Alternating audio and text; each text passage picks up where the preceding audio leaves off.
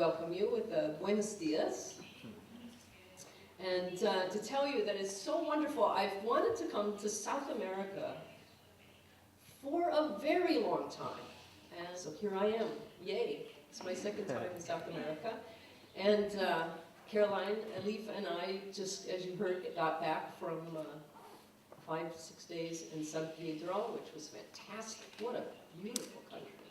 And would be, of course, to thank Chilemonos for inviting me and giving me this opportunity to talk about some of the things that I know. So, today, as you can see, we have a big amount of things to talk about. Animation education, and then also creating projects and properties, and then the business of what you do with them when you get them. So, when I started out, I went to school at Cal Arts, and it has 2 animation programs. It started with one, which was known at the time as a motion graphics program, and that's when I started. I was a character animator, but that was the program that they had, so I went for that. And then a year later, they started what they called the Disney program. It was sort of the animation farm for Disney. So, I graduated from Cal Arts, and then proceeded to go in to be an assistant animation, and then became an animator, and then a director, and then pretty quickly started my own studio. And I tended to go towards a more freelancing career, because when I started animation in the 70s,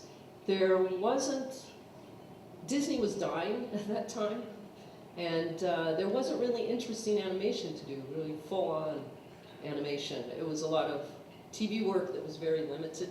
Yeah, so I talked about the Cal Arts, my Cal Arts mission. My big mission at Cal Arts when I took over the program was to make an impact on the animation art form.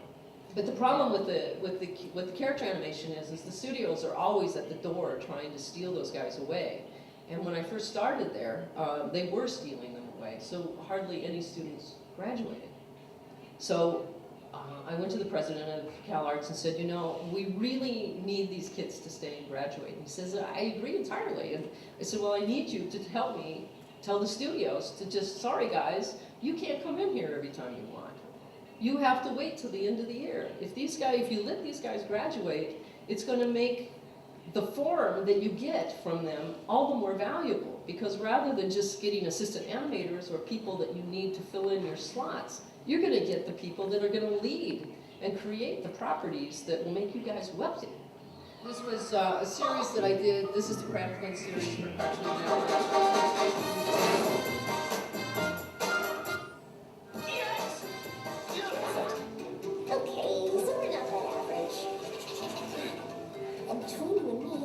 This show is in South America, this particular episode. And now I can talk to animals. I think it was Peru, though. It's really cool. And then I started, because I started in China in 1988. It was the first time I was there. I went over for 4 months and helped a friend set up a studio there, an American studio, and helped direct a couple of series that they were doing. It was an outsourced studio.